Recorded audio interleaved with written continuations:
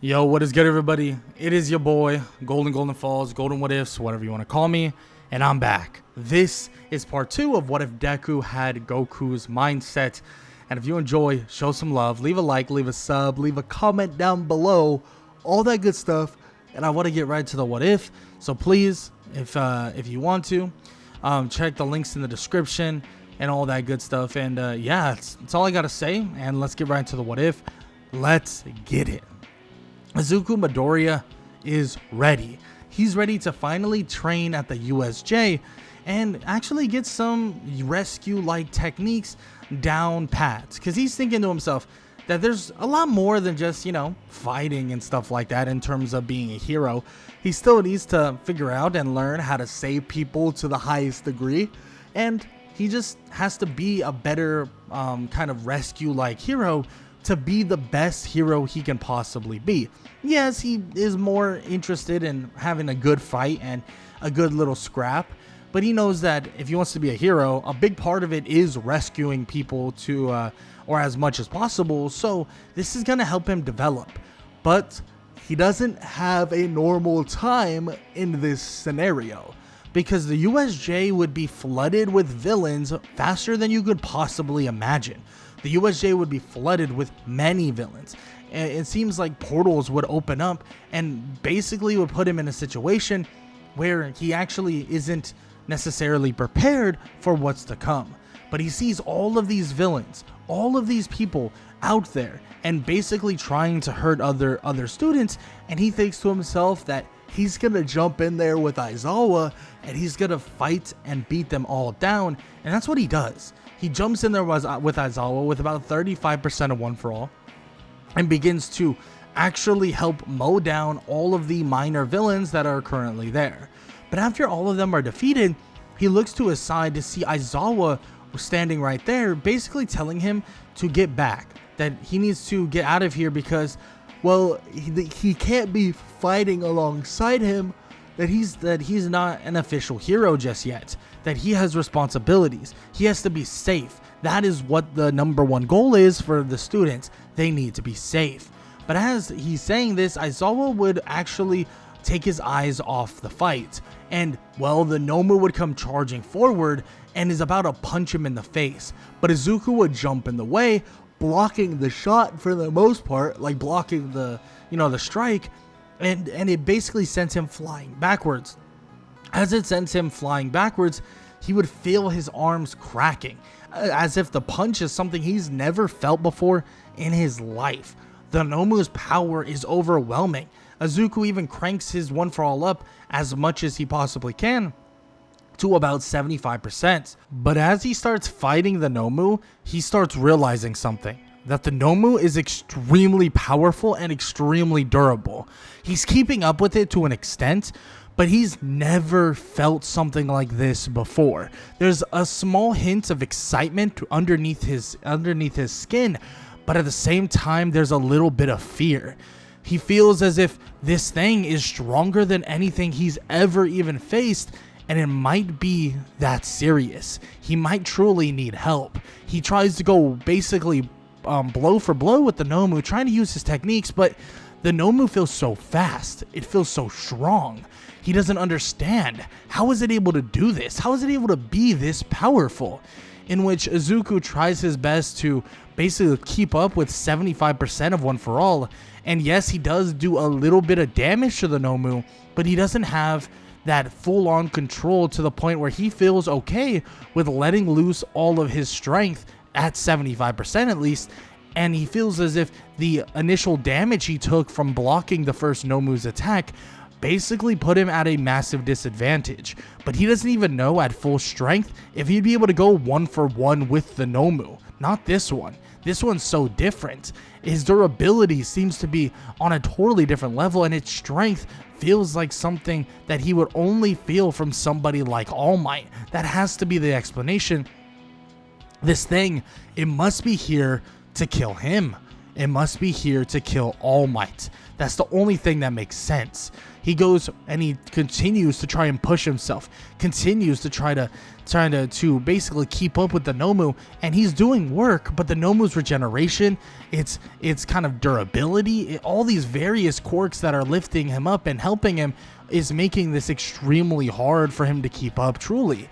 Izuku would eventually get a small opening, but the small opening would actually be when Shigaraki would try to join the fight, putting his hand through a portal to grab Izuku. But Izuku would grab his hand and make sure that it doesn't touch him, and he would yank him through the portal. He would then throw him at the Nomu as the Nomu's punching or about to punch Izuku, and Shigaraki would take the punch instead. Izuku would then clash with the Nomu once again until he hears the sound he was waiting for, and that's the arrival of All Might. All Might would then dive in and would smash the Nomu dead in the face, straight in the face, and they begin to brawl as well. And All Might has the help of Izuku to an extent, but Izuku is trying his best to even stay around, but it's extremely difficult. Extremely difficult. He was not prepared for something like this. He did not think this thing would this thing would be this strong, and he had no idea a creature this strong would exist, and he felt like he was on top of the food chain. He felt like he was going to be the strongest, and it wasn't even going to be close. But obviously, he's fallen behind on what he truly believes to what matters, and that is getting stronger and progressing day in and day out. He thought his progression was plenty, that he understood his power enough, but it seems like he hasn't been taking things as seriously as he should, because this right here is proof that there's always a bigger fish. There's always a stronger person, and Izuku knows now that he needs to excel at every moment. It doesn't matter if the person is weak, strong, mild, a normal human being, quirkless, anything. Every single person needs to be treated with the same awareness, needs to be treated like they could be his last fight. And Izuku now understands this, and as he helps All Might clash with the Nomu once again, and finally they would then knock out the Nomu, putting it down for good. They would look to see Shigaraki still on the ground, and would also see Kurogiri basically trying his best to get to Shigaraki. And yes, they do try and stop him, but eventually Shigaraki and Kurogiri would escape, but they would assume that this won't be the last time they will be seeing them, because sooner rather than later, they will definitely be running into them again and have to deal with whatever's to come in the near future. In which Izuku is excited for that fight once again, but he knows now that the excitement needs to be tempered with awareness, and now that he knows this, he knows that he can't be as stupid as he once was. He can't be as lenient and coy and as kind of as loose as he once was to the idea that anything could truly happen. He needs to realize this, and he definitely does in this scenario now. Izuku would then keep progressing. Throughout this time, they would have a couple days off, but all he would do is train and train and train some more, learning about new techniques, learning about new things that he could possibly get into, and on top of that, learning about the other quirks that lay within him possibly, and that quirks he could possibly use, in which he learns of one of the users that actually utilized something known as Black Whip, and then another user obviously having float being that of Nana Shimura. And there's many other quirks that All Might is basically telling him about, but really, there is no guarantee that these will even show up. Izuku doesn't know and doesn't really necessarily care if they do show up or not, but he wants to be prepared, you could say. He wants to be ready just in case they do, because he wants to excel to a degree that nobody else has ever seen. So all the training he does is for the up-and-coming UA Sports Festival, and he is ready for this UA Sports Festival, ready beyond all measure, because he wants to show to everybody, every single person, every single agency, that he is at a totally different level, and that he's going to continuously get better and better and better, and he'll show every single person out there that he will be that next person at the very top of the heap. And that's exactly what he does. For 4 days, he trains before the UA Sports Festival, excelling his one for all even to a higher degree. Initially, he was doing it for the long game. Kind of, hey, let's sit in 35% and get used to it. But now he's doing it around the clock no matter what. 40%, 45%. Even in 4 days of training, hard training, he gets all the way up to 50% at a natural state, in which he feels that this might even be as strong as someone like All Might, but this natural state is perfect because he won't hurt himself at all when utilizing it, and he continues to crank it up more and more. Even in the UA Sports Festival, he takes things very seriously. Don't get me wrong, he still enjoys the thrill of the fight, he still enjoys the UA Sports Festival, but he's going to make sure that things go proper in this scenario. And at 50% of One For All, he begins the obstacle course race after Midnight does her whole spiel, and he just blitzes past everybody. Actually, to the point where he feels like he's just gliding, as if he's trying to channel this quirk by the name of Float, but he doesn't know if he's really doing it. He's not quite sure, but he can feel that something is showing up, that something is revealing itself, that he'll eventually be able to utilize it, just not right now, not to its fullest extent. And this would lead him to obviously being first in the obstacle course race, in which, of course, this would lead them into the cavalry battle, which the cavalry battle is a very simple one. Izuku staying locked in entirely, getting the help of other people like Ochaku Araka, Tokiyami, Mei Hatsume, and they would all work together. And they would work together flawlessly because Izuku and everybody would pass on as the number one team for that next portion of the UA Sports Festival.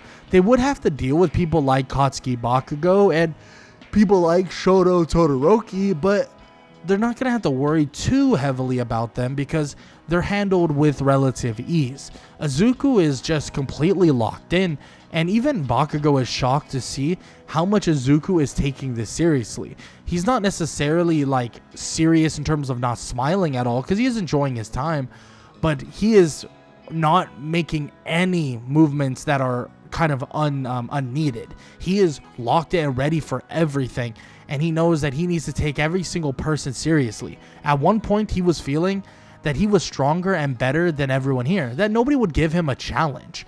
But now he knows that he needs to be ready for everything, because at the end of the day, there might always be someone stronger waiting for you to fall just a little bit short, or someone who is weaker than you might just catch you off guard to the point where you get well put away forever.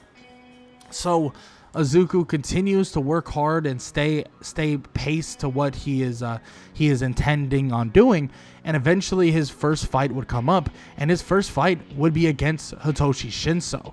Shinso would be an interesting opponent because Shinso would show that he has this power or this quirk that is a lot different than anything he's ever seen. This quirk would be a mind or brainwashing like quirk. And Izuku would actually get caught off by this because he would basically be talking smack to him and saying this or that. And initially Izuku wasn't going to say a word, but then eventually it would lead him to kind of responding in a way that he wasn't expecting. And eventually he would feel that his whole body was just completely under control of Shinso. But as he does this, he would enter a dreamlike state, a dreamscape, you could even say. And he begins to look around and he sees all of these people, his mouth completely covered, unable to actually speak. But there's one person that stands right in front of him, and that, well, is Nana Shimura. She stands in front of him and says that he's already made all of them so proud, even if some of them wouldn't admit it. But he is the perfect successor for what this truly is. He is the perfect person, someone with an undeniable work ethic, and somebody who knows the value of taking every single situation seriously and enjoying the time that he has while fighting, enjoying the time that he has while being in the moment. Nana Shimura would tell him that a lot of them would disagree with the enjoyment of a fight, but she knows that you need to have a sense of duty, but also a sense of fun. And she knows that there needs to be a fine line between it all, and a fine line that he has, in which she says that she's proud of the kid and wishes that she could be there to watch him grow and prosper. But for now, this will be good enough. She'll be watching, and she wishes him the best. And as she is saying this, he would jump right back into his body, and he would be floating right above the area that was going to be the out of bounds, floating and not touching the ground. And everybody's shocked. How did he do that? How is he propelling himself above the ground? How did he stop himself from getting eliminated? In which Izuku would look back and immediately dash and dart toward Hitoshi Shinso and knock him out of the ring. Then after the fact, helps him up and says that he did really well, that he was very impressive, and his quirk was very impressive as well.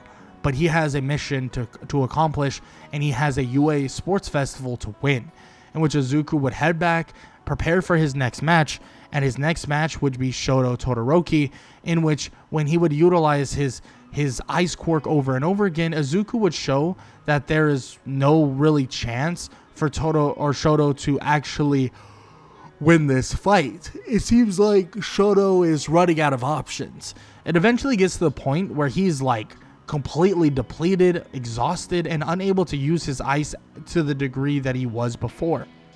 In which Izuku questions, why is he not using his fire side? Why is he not using that combination? Why is he not using his full strength?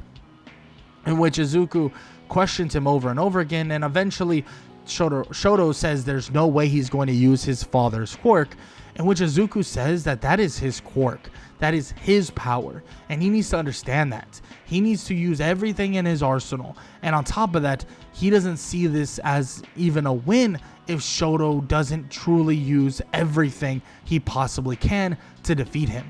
That is truly disappointing. That it's truly going to diminish what the UA Sports Festival is supposed to be. He tells Shoto to use his power, use the power that was gifted to him, use the power that was granted to him, because these fights, the ones he's had before, the ones that felt easy, they won't always be easy. Someday he'll run into somebody far stronger than him, run into somebody that is going to kill him and come to end his life, and he's going to have to be prepared to basically save himself, and he has to devoid himself of all of these selfish kind of motives and or this idea that he doesn't need his father's help, so that means he doesn't need his quirk. Izuku would then convince him, and Todoroki would begin using his fire side, helping him in the fight drastically. But Izuku would collapse the distance that Todoroki has made in terms of power, and he would begin his onslaught, taking him as serious as possible. And Izuku's technique would just override all of the kind of progress that Todoroki has made, leading to him getting kicked out of the ring and Izuku standing tall once again. At about 60% of One For All, now adapting even further, feeling that the One For All that he's been utilizing continues to evolve and continues to peak out in power, he now understands. He now gets it. He needs to take everything seriously, at least to an extent, and not allow those that stand in front of him to just, do their thing casually, and never let your guard down to an extent, in which Izuku has a hard time with that, specifically letting his guard down. But luckily these aren't villains, and he knows when to hold back and when not to hold back. But eventually he would have his next fight, which would be Tenya Ida, but it would be a simple fight. And it's an odd one because he feels that Tenya is kind of in a headspace somewhere else. Tenya's really not thinking about the fight that they're currently in, and Tenya's kind of everywhere. And it's kind of throwing Izuku off, because at the end of the day, why is he acting this way? Why is he kind of approaching the fight this way? It seems like Tenya's not in a good headspace, and he wonders what's wrong with him, and he wonders if everything is okay with him, but he'll have to keep kind of an eye on him, because he doesn't want the guy to fall down the wrong path and get hurt in some sort of way. So he'll keep his eyes open for him.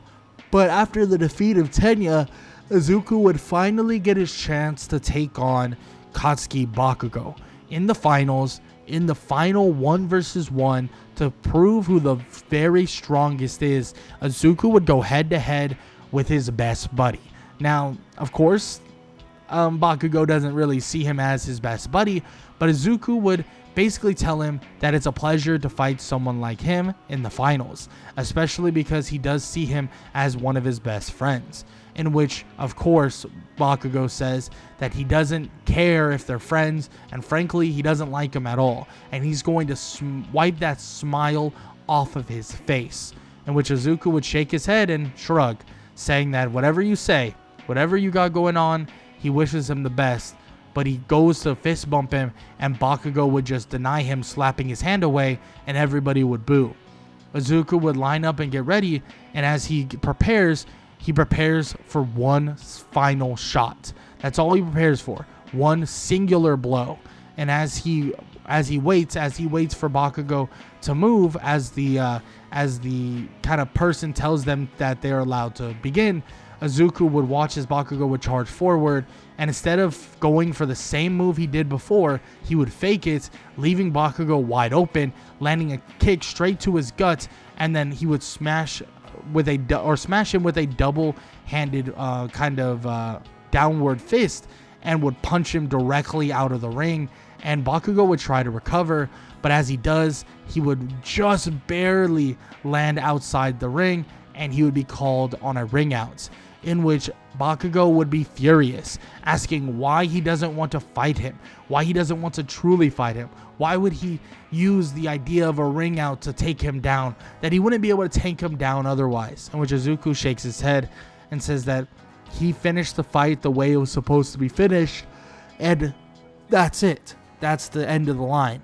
Izuku defeated Bakugo, but Bakugo would have to be restrained because he was losing it. He was pissed, freaking out and screaming and yelling and all this BS, and he would be absolutely heated about it, in which Izuku just kind of shrugs it away, thinking that there's really nothing he can say to Bakugo to make him feel a different way, in which Izuku is only worried about one thing, and that is to continue on with his progression, continue on with what he's been doing, and which is exactly what he's up for, because Izuku would get quite a bit of offers for internships, but there was one that he would decide to go to, and that was with Gran Torino. Gran Torino would help him get over a ton of his flaws in terms of fighting, a ton of the ideas and all of these other kind of inconsistencies that are with his, not only his fighting style, but also his way of thinking. Gran Torino would be a great leader for, or mentor for, Izuku, someone that would be a lot better than someone like All Might, in which eventually it leads them to kind of going on a bit of a patrol. And Gran Torino teaches him even greater ways of utilizing One For All to its fullest extent, allowing him to truly creep up on utilizing 70% or even kind of towards 80% of One For All with relative ease, not even worrying about kind of the strain and feeling natural in it all. But eventually he would go on that patrol in Hosu City, and that patrol would change everything, because he would come across something that would truly scare him, because he would run across Tenya Ida about to fight the hero killer. He would basically leave Gran Torino, and he would tell Tenya that this is not the fight that he wants, that he needs to think about this, think really clearly, because he needs to really understand what he's doing right now. In which Stain would say that the kid is trying to get himself killed, and frankly he's doing society a favor by getting rid of him, because he's obviously not a true hero. In which Izuku would tell him to quiet down, that he's just a villain, that he's trying to speak to his friend right now, that he's trying to speak to a future hero in this society. But Stain would say that if he feels that way, then he's far from the hero that he could be, because he would understand that this kid is not a hero. Stain would dash forward trying to strike down Tenya, but Izuku would immediately jump in the way, parrying the sword and then kicking Stain in the stomach, telling Tenya to get out of here and that he'll handle this guy. Stain would smirk, saying that the kid has some moves, and it's obvious that he's very and highly skilled in martial arts, but it doesn't mean he can defeat him. Izuku tells him that he's been training with people that are basically the mentor of even All Might himself, and he's going to show everybody and show even himself that he can protect as many people as possible. Stain would stand there and dash at Izuku. They would clash, but Izuku would have the strength upper hand and would be extremely skilled in martial arts to the point where he can find openings in Stain's movements. He would begin disarming Stain slowly but surely, but the real kicker is his ability to basically fly. His ability to fly allows him to attack Stain in different directions that Stain isn't ready for, and as Stain is basically on his last weapon, he would finally find his opening, about to strike down Izuku, but as he does, Izuku would put out his hand, and as he puts out his hand, these black-like tendrils would surround the sword, covering it up entirely and throwing it to the side. Izuku realizes that he just unlocked another quirk known as Black Whip. He doesn't know how he's using it and how it happened, but now that he's disarmed Stain, it's just a hand-to-hand combat fight, and he kicks him toward the wall as Stain would recover, but then would get blasted by a large chunk of ice, and then fire would come in as well, blasting him too. Izuku would find the opening to knock out Stain, chopping him in the back of the neck extremely hard, knocking him out cold. He turns to see Todoroki there to help, and Todoroki smirks and says that it seems like that he needed a little bit of help to make sure the guy stayed down, covering Stain in ice and making sure that he can't move until the other heroes arrive. Izuku would give a nice firm handshake to Todoroki, and they would give a bit of a bro hug, you know what I'm saying? And he would be extremely happy to see him, saying that he might have been able to handle that on his own, but it's better safe than sorry, and he's glad that they were able to take him down before he hurts anyone else. In which Endeavor and many others would eventually arrive, grabbing Stain, tying him up, and basically taking the credit for the capture of Stain, because obviously the young heroes aren't allowed necessarily to actually defeat a villain and or hurt a villain, and it's illegal without a license. So that's what happened. Izuku would have to give up the credit, which, to be honest, Izuku doesn't really care about the credit. He doesn't really mind. He just minds that everybody is safe and that he got a good fight out of it, in which a good fight is definitely something that he's excited about, especially with an up-and-coming exam. And yes, the final exam is coming up, and it does suck because the written portion is not a fun thing for him, but luckily he has friends like Shoto Todoroki, Momo Yaoyorozu, and many others to kind of help him out. So they basically do kind of a training / study session where Izuku would be training his techniques and doing different martial arts skills while they would study him up. And it actually helps him a lot. If he trains, fighting while doing flashcards and stuff like that, it helps him learn and soak in things really quickly. And it allows him to really help get his kind of studies up, and allows him to have actually a good grade on the final exam, or the written portion of the final exam, because the true final exam, the practical portion of that exam, would be coming up very soon, and his portion would actually be facing off with one of the teachers, which is pretty interesting. Everybody faces off with a different teacher. Aizawa would face off against Todoroki and Momo, and obviously many others would do the same with different teachers, but who is he facing off with? Who is Izuku going head to head with? Well, he knows that he's partnered with Bakugo, which that is obviously irritating because, well, Bakugo just absolutely hates him for no reason. Even though, Izuku sees them as best buddies, of course. He even calls them this, saying that it's going to be fun going 2 versus 1 against one of the teachers with his best buddy. And that it's going to be a good fight. It's going to be a fun fight. It's going to be a good learning experience.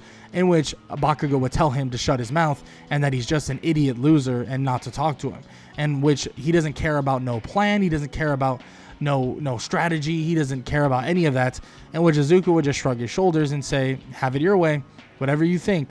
in which Izuku would wonder who the teacher they'll be going against is, in which Aizawa would smirk and point to the sky as All Might would come flying, or basically slamming down, and he would say that he is here, in which All Might would then say that he is also going to be their opponent, in which Izuku's smile would widen and he would be excited, facing off with All Might. Yes, this is something that he's truly dreamed about, and he even has his best buddy to fight alongside him, in which immediately Bakugo tells him to shut his mouth, in which Izuku shrugs his shoulders and says that nonetheless it'll be a good time, but also he's going to make sure that he can take down All Might, in which All Might says that he's going to give him a run for his money, and he doesn't care how much he's progressed, he's going to make sure to not let him off easy, in which Izuku would nod and smile as the fight between Katsuki Bakugo,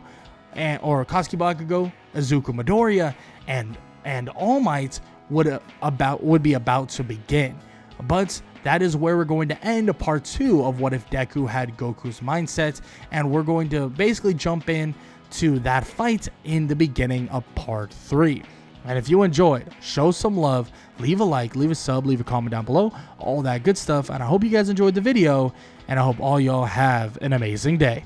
Later.